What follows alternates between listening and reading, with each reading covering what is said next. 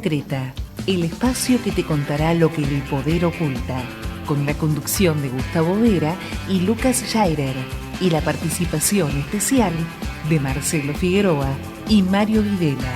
En la producción, Gisela Delilo. Esta es la historia de un hombre común, que un día mirando hacia el cielo lo deslumbró una señal.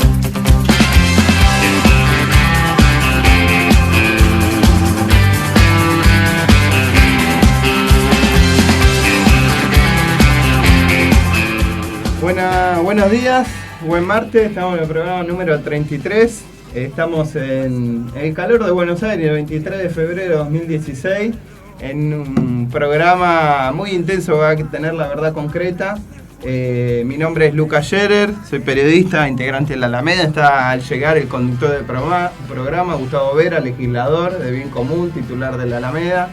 Seguramente venga otro compañero, Damián Caro, el rabino, también nos acompañe hoy en este programa bastante intenso con novedades de todo tipo.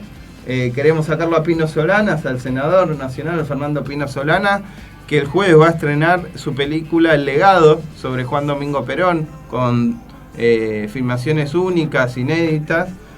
Además, Pino está en este momento en una marcha, en una movilización donde se le está, en la puerta de YPF, donde se le está entregando el contrato que firmó Chevron y YPF, que hasta el momento se mantenía oculto. Y además queríamos preguntarle sobre este peritaje oficial de la Policía Federal que confirma los derrames de cianuro en 5 ríos de la provincia de San Juan, que fue verificado por la propia Policía Federal y que deja en evidencia el actuar de la Barrigol. Todos estos temas con Pino Solana.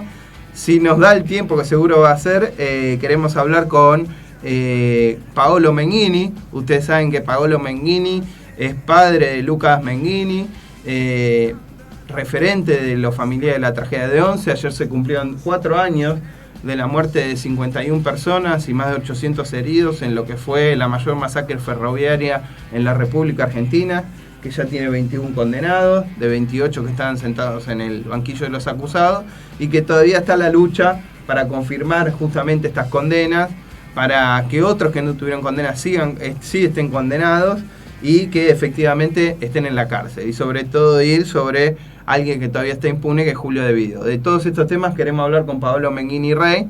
En breve va a salir también por La Verdad Concreta. Otro de los temas es, ustedes bien saben, Sojo, la fábrica de Sojo de ropa, denunciada por trabajo esclavo, ligación con narcotráfico, con narcoprostíbulo.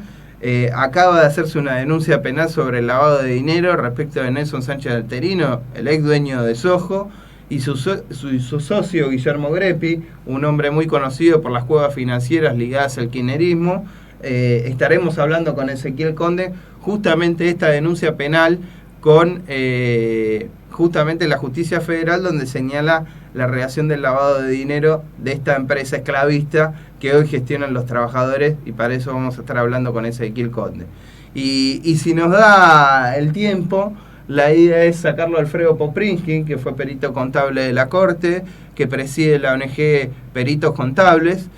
Acaba de salir una información que fue tapa de página 12 respecto del mantelamiento que se está haciendo en la unidad financiera que investiga justamente el delito de lavado de activos, el lavado de dinero. Entonces queremos hablar con un experto que conoce el tema, que es Alfredo Poprinsky. Así que todo esto es la introducción de La Verdad Concreta, un programa va a venir intenso y que estamos a la espera del conductor, a Gustavo Vera, el legislador de La Alameda. La Verdad Concreta, lo que el poder calla.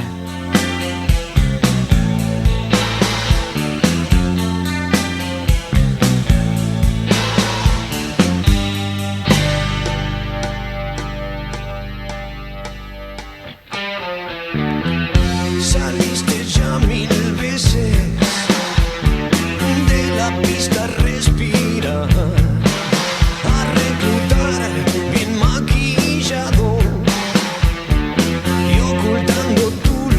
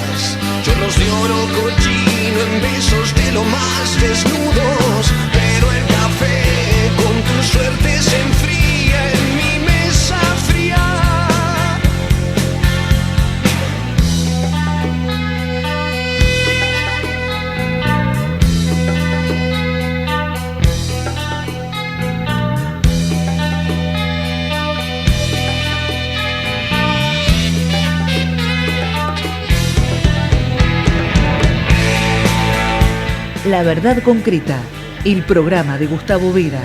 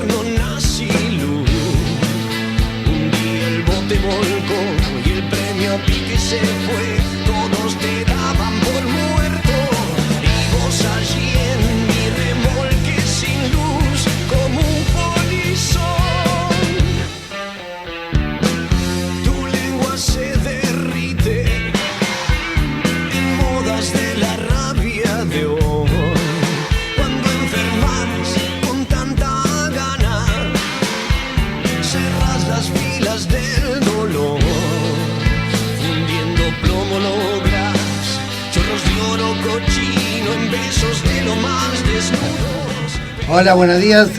Bueno, acabo de llegar. Sí. Gustavo Vera, uno de los que participan de La Verdad Concreta, junto con Lucas Schaerer, con Mario Videla y con otros compañeros de la Alameda. Estamos en comunicación con el senador Pino Solanas y queremos... ¿Cómo estás, Pino? Buen día. ¿Qué tal, Gustavo? Buen día. Saludo a todos. ¿Cómo están? Queremos preguntarte tres cosas. Bueno, esta es una semana muy intensa para vos. Primero porque se presenta una película, El Legado, que es un trabajo de muchísimos años, casi de toda una historia, ¿no? Que tiene que ver de alguna manera con el testimonio de Perón, con cuando estaba enhebrando lo que después sería el modelo nacional o su testamento político, que se presenta el próximo 25 a las 8:30 en el Cine Gomón y después en otras salas.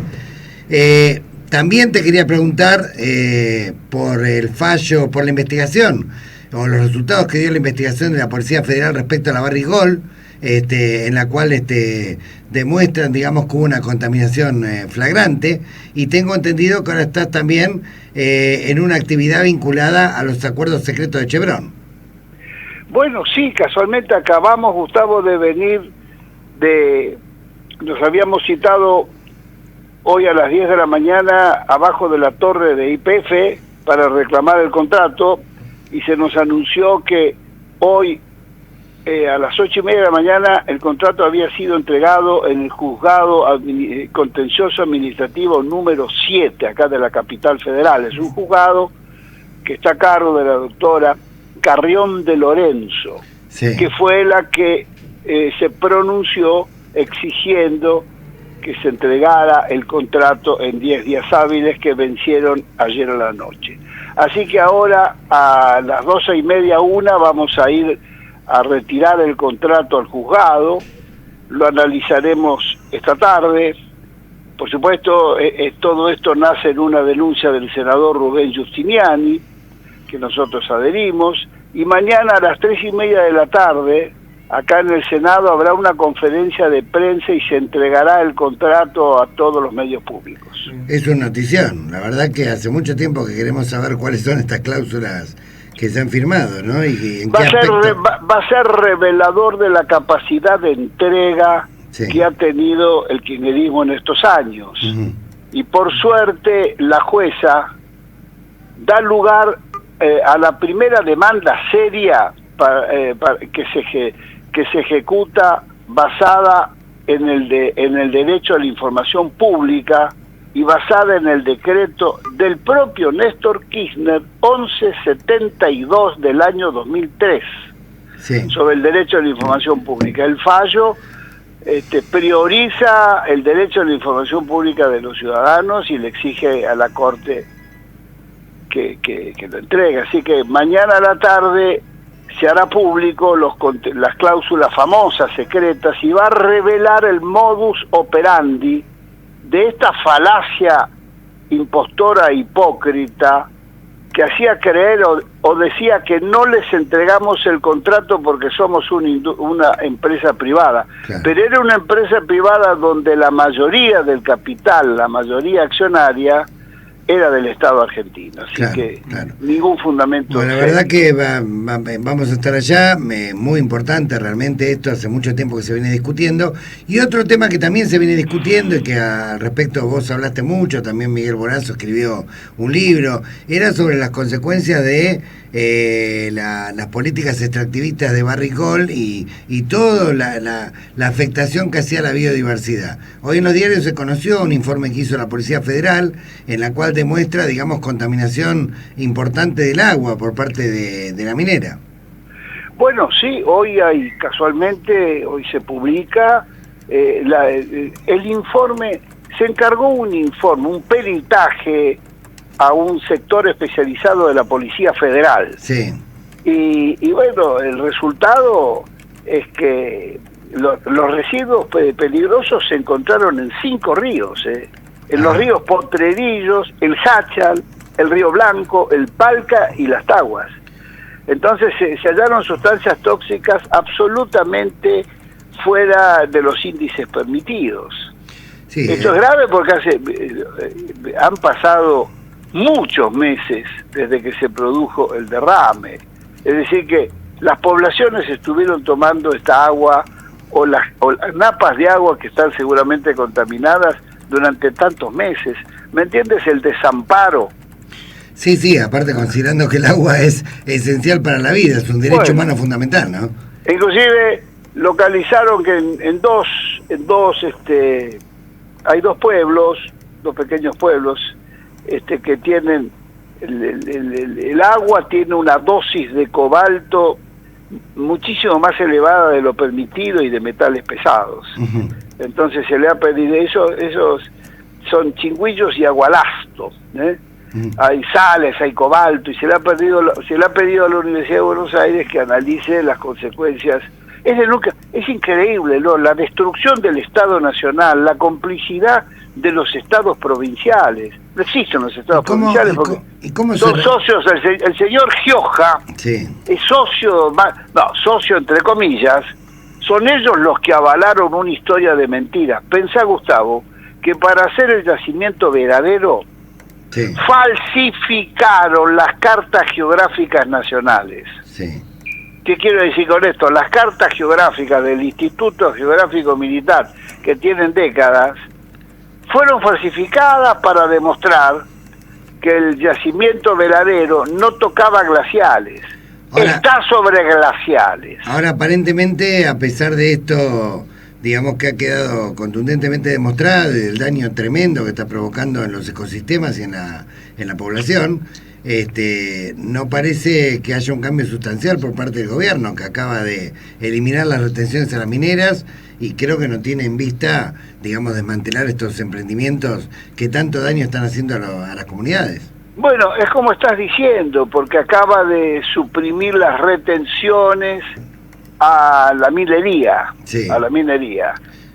Ahora, habría que agregar, Gustavo, que la política oficial del gobierno nacional está absolutamente a contramano de 2 hechos que marcan nuestra época. El primero de ellos es la encíclica Laudato Si, que condena de manera fehaciente este tipo de explotaciones. Mira, pocas explotaciones o emprendimientos industriales generan tantos gases de efecto invernadero que son los que provocan el calentamiento global. Pensá que todas las mañanas, en todas las mega minas, se inicia la actividad con dinamitando los cerros. Son varios miles, son 4 o 5 mil, son varias 4 o 5 toneladas de dinamita que hacen volar los cerros. Uh-huh. Esa voladura de los cerros ya es una agresión ambiental monumental. Sí. Y además, esas mineras, cada una de ellas, como Bajo la Lumbrera, Veladero, Cerro Negro, consume tanta electricidad por día como la ciudad de Catamarca o la ciudad de La Rioja. Sí. Y esa electricidad corriente subsidiada por todos los argentinos. Es una cosa insólita. Sí, además es la electricidad que le falta a muchos hogares argentinos. Pero no te cuesta, se chupan. Mira, la mina Veladero y la mina Bajo la Lumbrera se chupan buena parte de la electricidad. Mira, es el equivalente a lo que está generando Atucha. Claro.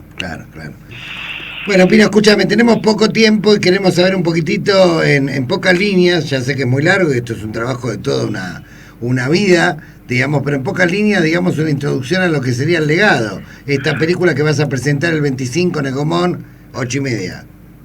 Sí, hay varias funciones en el día, una a mediodía, otra a las 5, bien. A mediodía, otra a las 5:30 de la tarde y otra a las 9:20 de la noche. Perfecto. La función del preestreno, que es este jueves, pasado mañana, por razones especiales y de programación, va a ser a las 8:30 de la noche. Bien, perfecto. Pero la película resta 1 o 2 semanas, quedará en las salas en los horarios de las 12, de las 5:30 y de las 9:30, pero también va a estar en el shopping, en los cines de Aedo, y va a estar en San Miguel, y va a estar en Quilmes, en los complejos de salas de... bueno, el legado, en el legado hay dos cosas.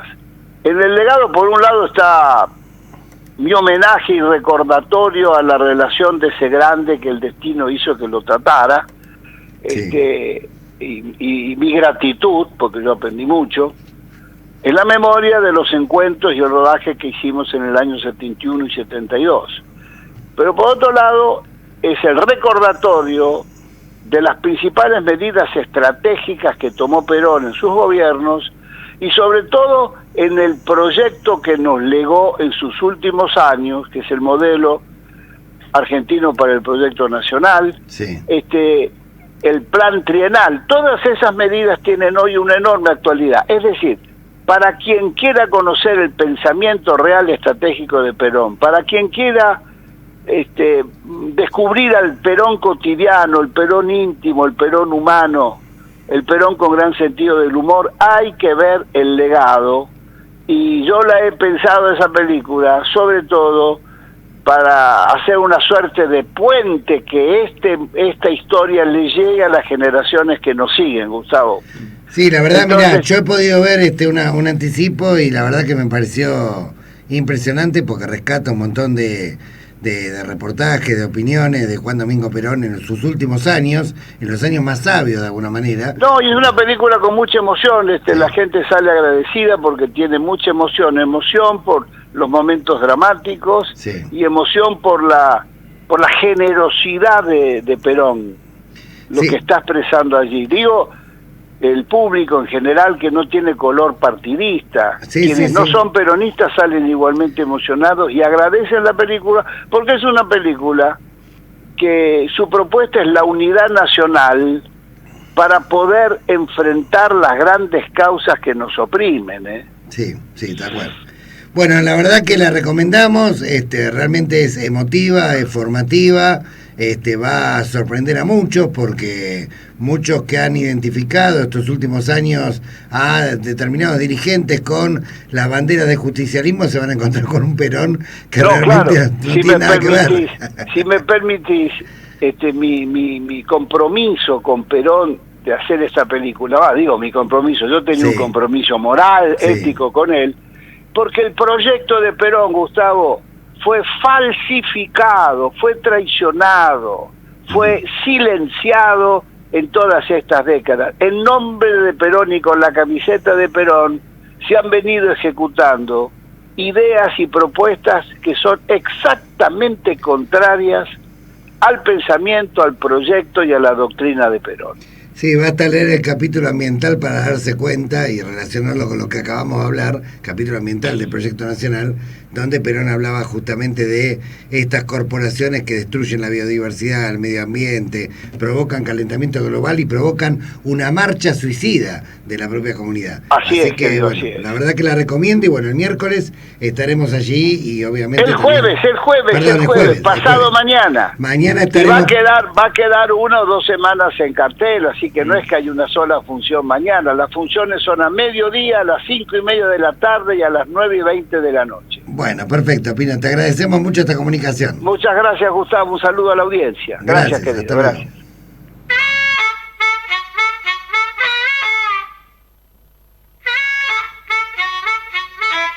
Gustavo Vera está en Radio Conexión Abierta.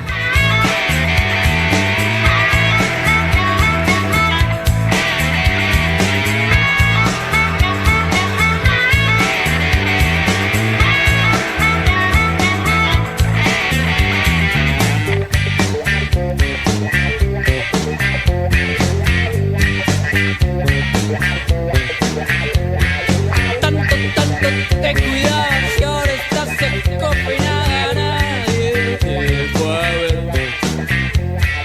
Me acuerdo cuando bailabas, me acuerdo que ni miraba nunca entendí bien. Un escote que termina donde empieza la carrera de algo notario sin red. No te salvo el día en que salía, discutía en el botón.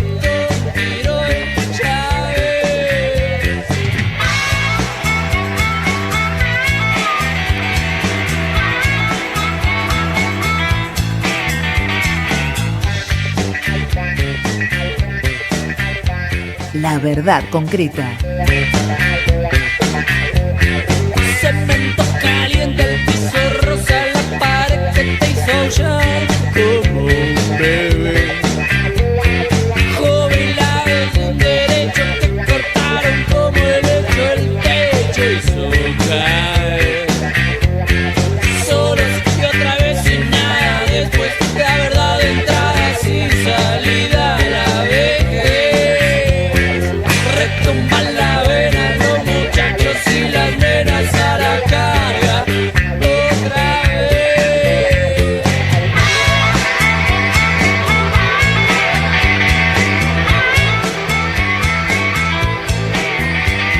Pistolas que se disparan solas, caídos todos desconocidos, bastones que pegan sin razones. La muerte es una cuestión de suerte. Pistolas. Bueno, acaba de llegar este otro colaborador de La Verdad Concreta, Damián Caro. ¿Cómo estás, Damián? En instante vamos a tener una comunicación. ¿Cómo estás? ¿Qué tal? Buen día.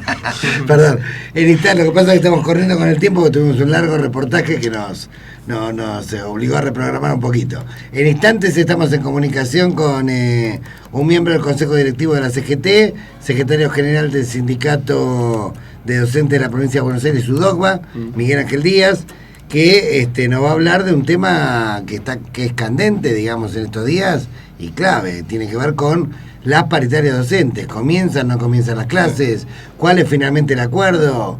Ha habido un entredicho público realmente poco usual, donde el gobierno promete una cifra, 40%, y después el ministro y después el presidente dice que en realidad más del 25% no se les va a dar.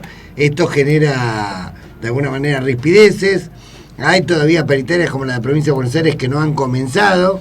Y bueno, la verdad que hay mucha incertidumbre respecto a si van a comenzar las clases o no, sobre todo porque el conflicto docente siempre es un caso testigo de cara a las importantes paritarias que vienen. No es el primer entredicho del gobierno con los gremios, también lo tuvo en relación a la alicuota del impuesto a las ganancias, donde lo que dijo en la Casa Rosada era un anuncio y después en la letra chica aparecía otra cuestión, y esto generó, digamos, bastantes tensiones con las centrales sindicales. Bueno, estamos ya en contacto entonces con Miguel Díaz, miembro del Consejo Directivo de la CGT, secretario general de UDOCBA, el Sindicato de los Docentes de la Provincia de Buenos Aires. ¿Cómo estás, Miguel? Buen día. ¿Cómo te va, Gustavo? ¿Cómo andás? Muy bien.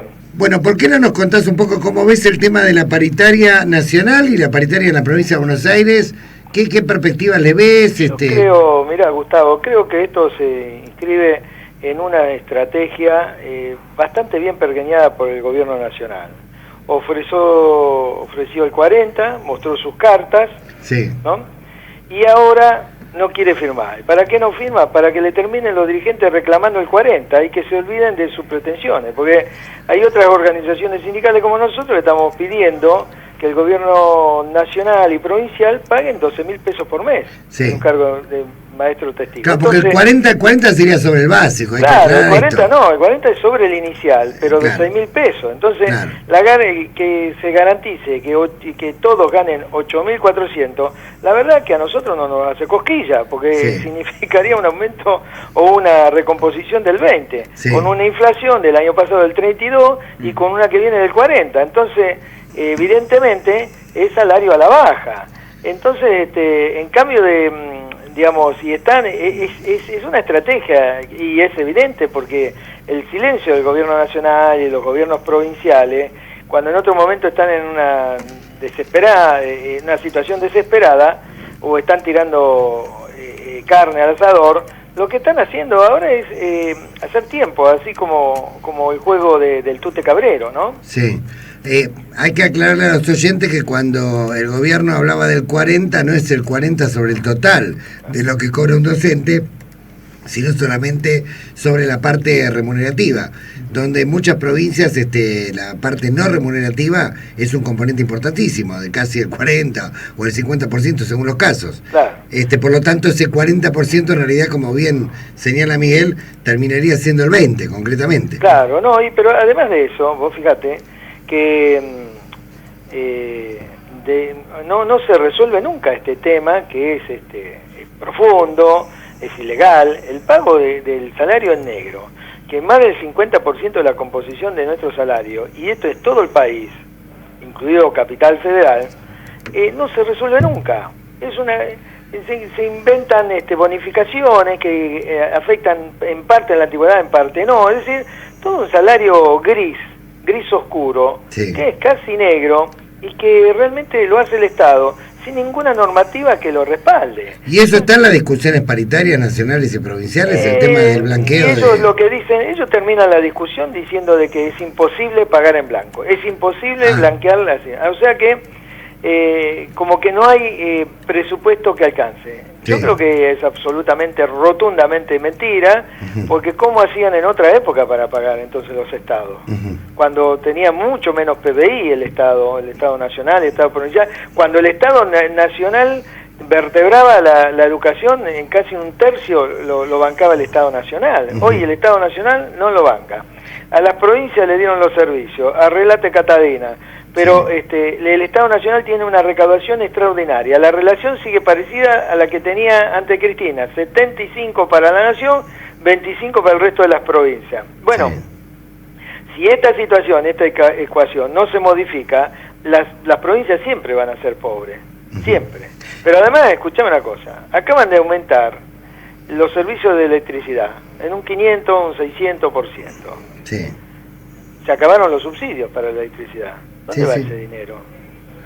Obviamente van a las empresas que están vinculadas a Edesur y Edenor, algunas con Calcaterra, ¿no? Una persona muy allegada al señor Mauricio Macri. O sea que volvemos a subsidiar las empresas. Efectivamente, a través de tarifazos que a su turno van a traer una nueva ola de inflación. Y aparte, quiero aclararte que el gobierno nacional gastó enormes fortunas en subsidios, el anterior, a estas empresas que se la chorearon entre el ENRE, Edesur. Nosotros presentamos denuncia por sabotaje, porque los cortes de luz no tienen que ver con falta de energía, sino con que el circuito de distribución es absolutamente vetusto, nunca cambiaron los cables y se tragaron toda la guita, para decirlo en buen romance, ¿no?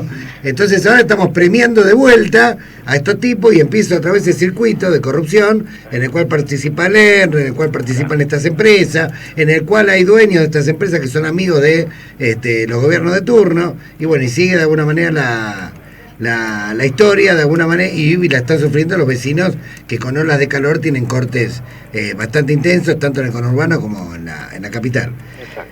Pero escúchame, a ver, en la provincia, ¿vos notás alguna predisposición? ¿Ves que haya voluntad de Mirá, solucionar yo el vería problema? predisposición cuando el gobernador se pone a la cabeza. Sí, Y acá los funcionarios brillan por su ausencia. Sí. Vienen, nos hablan funcionarios de tercer orden, Sí. y esto no tiene nada que ver, sí, no quiere ser peyorativo esta Sí. mención, sino que bueno, que son funcionarios que no tienen poder de decisión. Por lo Ujú. tanto, hablamos, nos muestran números, nosotros lo rechazamos, y eso es todo lo que está sucediendo, digamos, Ajá. ¿no?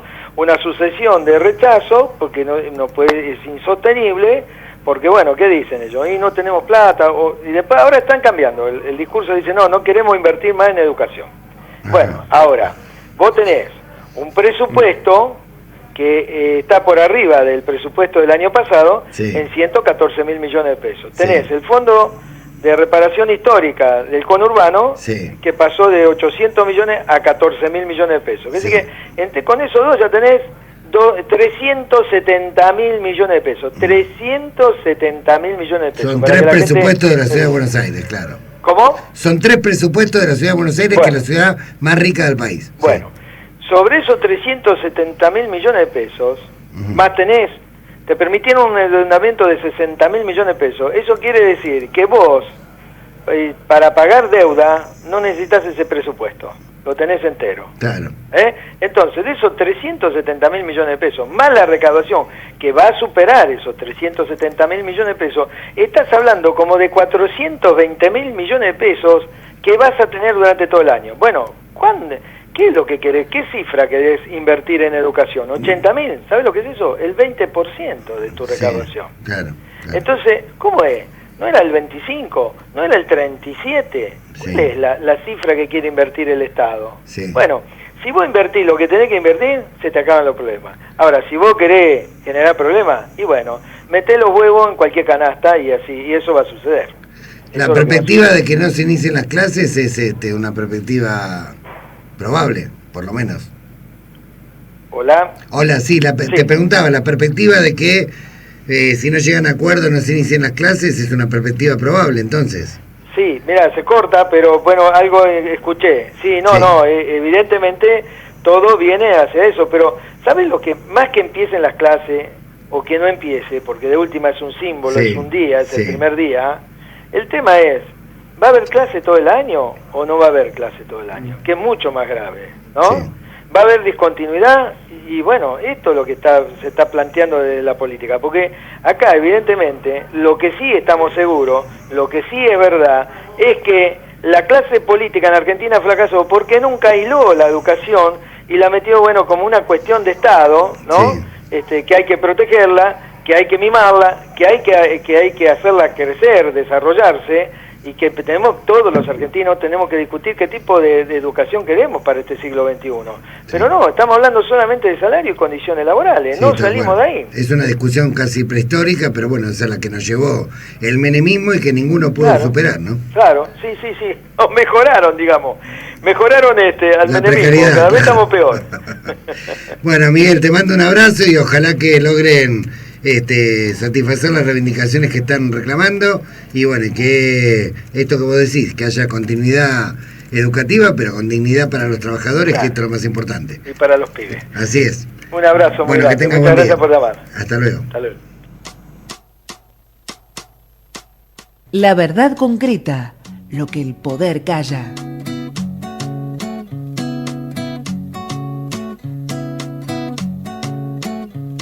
Cuatro ebrios se lo llevan al roquero.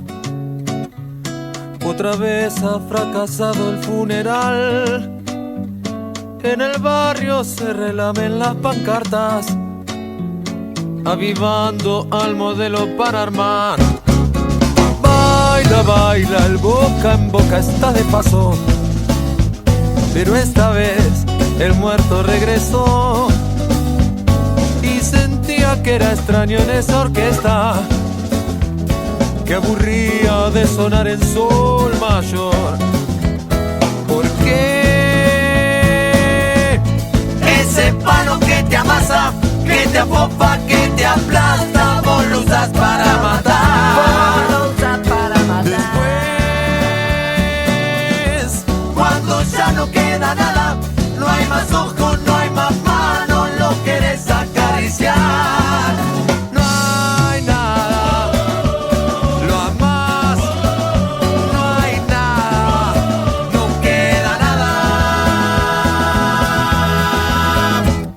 oficinas alistando predadores, en las radios incitando al festival, que recuerda por primera vez su nombre, que la gente hoy está queriendo más. Con el tiempo se nos fue para la cresta de una ola que no para de crecer. Hoy su cara está en todas las remeras, es un muerto que no para de nacer. ¿Cuál es?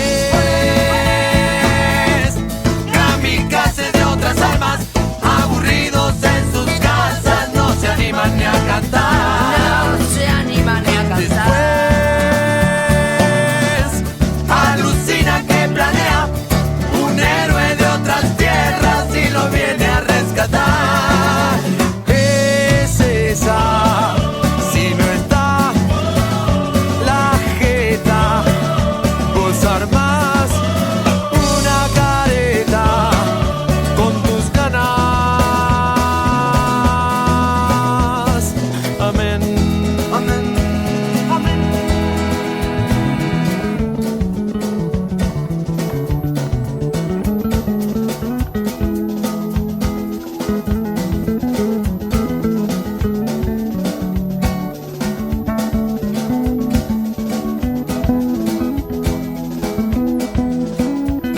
Cuatro ebrios se lo llevan a... Bueno, acaba de culminar uno de los viajes más importantes que ha realizado Francisco desde su papado en México, un lugar, digamos, lamentablemente que está azotado por las mafias, el narcotráfico, la corrupción, muchísima muerte, crisis con los migrantes.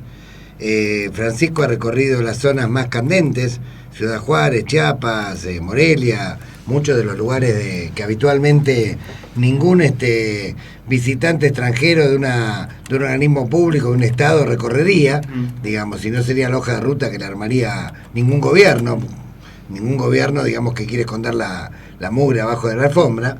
Fue un viaje muy conflictivo desde sus inicios, en su preparación, con muchísimos intentos de condicionar de alguna manera los lugares, los discursos por parte de Francisco. Y un viaje donde, como ya nos tiene acostumbrado, los propietarios, no los periodistas, los propietarios de los principales medios locales y algunos internacionales, habitualmente cuando Francisco se refiere a temas sensibles que ponen al desnudo la injusticia, el egoísmo, la inequidad del sistema actual, suelen invisibilizarlo o suelen armar campañas distractivas para que de alguna manera no veamos los problemas de fondo que se están planteando. Recuerdo cuando fue la visita a Bolivia, como parte de la gira por Ecuador, Bolivia y Paraguay, hubo una reunión muy importante con los movimientos sociales, se acababa de lanzar el Laudato Si, y Francisco dio un discurso que hoy vuelve a recordar el Vatican Insider, en un artículo que un reportaje que le hacen a Francisco, hoy vuelve a recordar las 3T, Tierra, Techo y Trabajo, plantea la perspectiva de los movimientos sociales, plantea serias críticas a cómo está funcionando el sistema, y en ese momento los medios de Argentina y de gran parte del mundo no se entretuvieron durante 4 o 5 días con el regalo que le había hecho Evo al Papa para distraer la atención sobre lo que estaba diciendo Francisco. Ahora en la Argentina ocurrió exactamente lo mismo. O sea, en el momento en que Francisco llega a Chiapas y empieza el tramo más intenso, de alguna manera, de su visita en cuanto a discursos, en cuanto a geografía, en cuanto a símbolos, en cuanto a relación con los migrantes, con pueblos originarios, justo en ese momento, ¿sí?, sale una tapa sobre el rosario que Francisco le envía a Milagro Sala, que en realidad se lo había enviado una semana atrás, ¿sí?, pero naturalmente el diario eligió publicarlo en determinado momento para provocar una polarización artificial entre esta grieta de alguna manera en la que nos quieren hacer meter, y estuvieron todo el tiempo discutiendo, hasta el día de hoy inclusive, pero con bastante intensidad, particularmente en los momentos en que Francisco estaba en Chiapas, en Morelia, en Ciudad Juárez, y si uno quería enterarse qué era lo que decía Francisco, o uno quería seguir su mensaje, tenía que tener cable, tenía que ver CNN en español, tenía que ver Televisa. Bueno, realmente en la Argentina, la tierra del Papa, el Papa que está de alguna manera siendo reconocido internacionalmente como un mediador moral mundial, un hacedor de puentes, reconocido por casi todas las religiones y por casi todos los estados, que es un orgullo para la Argentina, es invisibilizado por los propios propietarios de los medios de comunicación en Argentina. No así los periodistas, porque doy fe que los periodistas escriben un montón de informes, los que van de corresponsales, pero después se los recortan en el camino. Así pasó también en la visita a la República Centroafricana, donde se produjo un acontecimiento histórico, que es la apertura del año del Jubileo de la Misericordia en la puerta de Bangui, en África, la primera vez que la iglesia, que un papa, digamos, hacía este gesto, digamos, en el continente africano, y el tema fue, digamos, prácticamente invisibilizado, porque en realidad se quería disimular que en la República Centroafricana la tal mentada guerra civil en realidad era lucha de facciones incentivadas desde afuera, ¿sí? Desde potencias extranjeras que querían llevarse recursos naturales. Estamos acá con Damián Caro, que acabó de llegar, estamos con Cervantes, con Juan Cervantes, el padre, digamos, que está ahora en México, que estuvo con nosotros trabajando y que lo conoce a Bergoglio. ¿Cómo estás, Juan? Muy bien, Gustavo, muchas gracias. Muy contento de poder estar otra vez con ustedes vía telefónica. Bueno, el otro día nos pudimos comunicar muy cortito. ¿Nos podés, ahora que ya terminó toda la gira, contar un poco, bueno, qué quedó, qué sensaciones, qué reflexiones, qué discusiones hay en la sociedad mexicana luego de la visita de Francisco? Bueno, la visita de Francisco, en mi opinión, aquí en México develó las inconsistencias del Estado mexicano y también las inconsistencias de la misma Iglesia de México. Sí. El llamado fue muy fuerte con respecto a recobrar la riqueza que tienen las personas. Uh-huh. Y un llamado muy fuerte también a aprenderse a cuidar, a que no puedes hacer las cosas a cualquier precio. Sí. Y un gesto muy importante, como ya lo comentabas tú, fue lo que pasó en Chiapas, que se le pide perdón a los pueblos originarios. Sí. Y también se reivindica la figura de personas que se involucraron muy fuerte en la lucha por la dignidad de los indígenas mexicanos, uh-huh. Particularmente de Samuel Ruiz, ¿no? Que fue denostado tanto por el gobierno de turno como por la iglesia. Sí. Ir a visitar la tumba de Samuel Ruiz es todo un gesto muy fuerte y es también como poner el tipo de pastor que él propone. Bueno, se cortó la comunicación, vamos a volver a retomarla.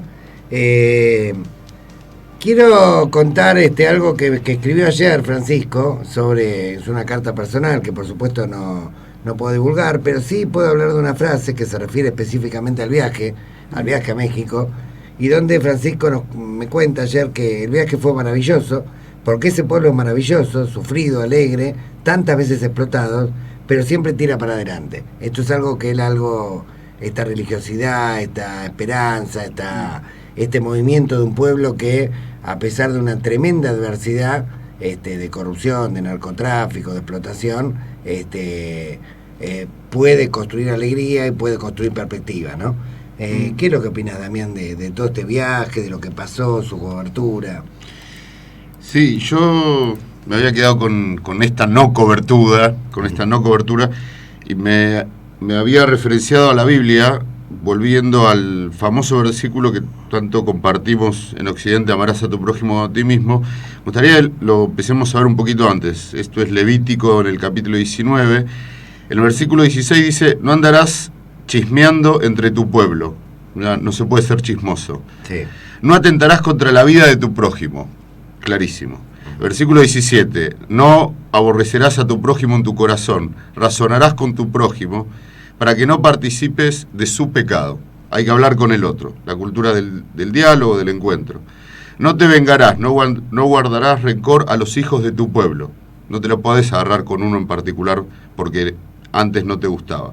Sino, amarás a tu prójimo como a ti mismo. Es una especie de llegada final, el amarás a tu prójimo como a ti mismo. Creo que acá estamos corriendo el foco.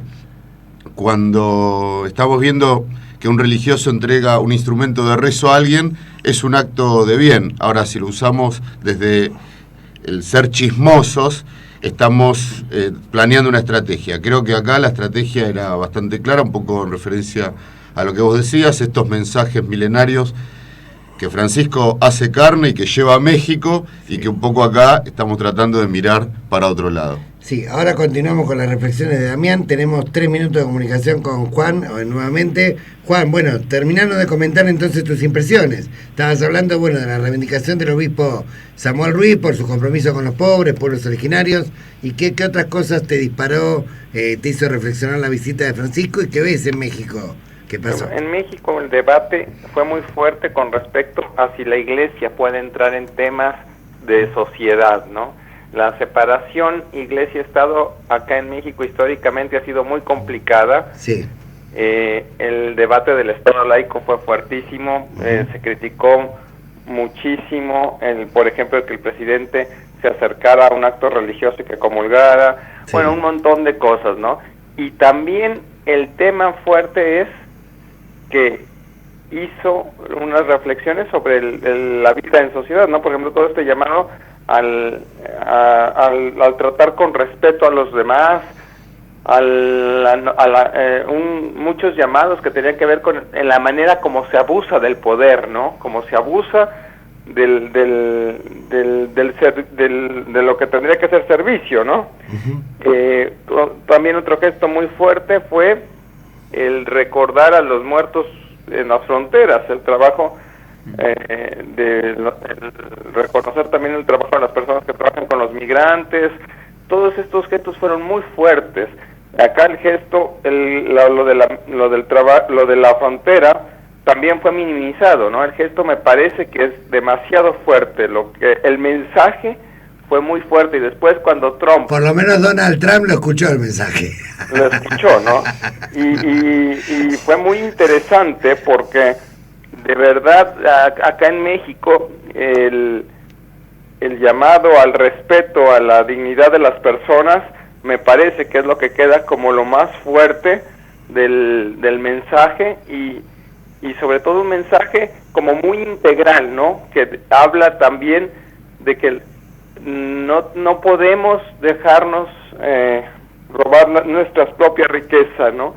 Y el empezar a valorarse, a valorar a las personas, a tratar al otro con dignidad.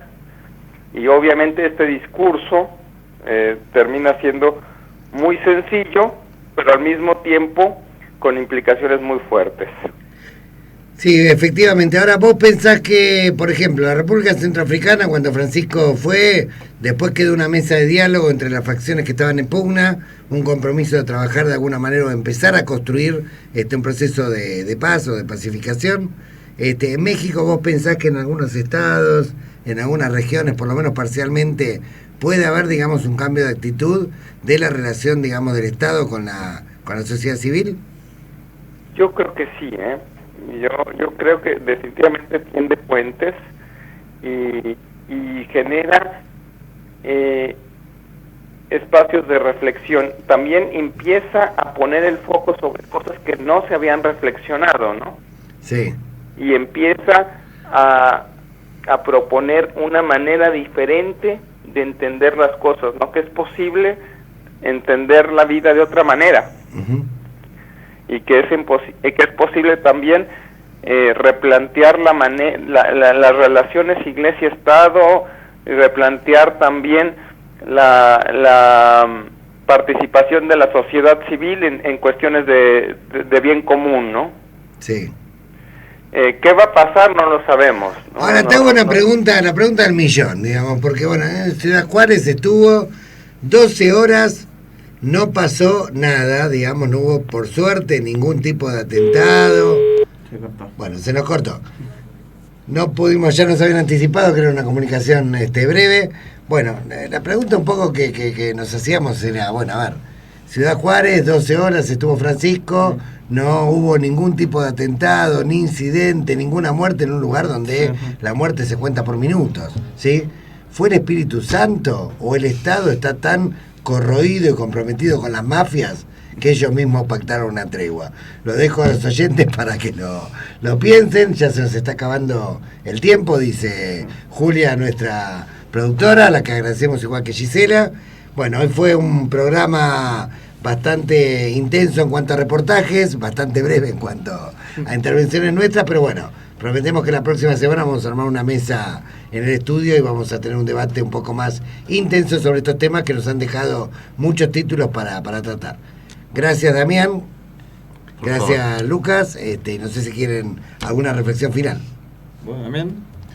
¿Rabino? Sí, un poco esto que se estaba hablando recién. Creo que tenemos que volver la mirada al otro y entender que o nos vemos a todos como una gran familia o nos hundimos todos. No hay salvaciones personales. Muy bien. Bueno, con estas reflexiones entonces nos vamos. Hasta el próximo martes, 11 de la mañana por Conexión Abierta. El programa de la Alameda de Bien Común, conducido por Lucas Yarer, Damián Caro, quien les habla Gustavo Vera, y en la producción Julia García y Gisela Delilio. Hasta luego.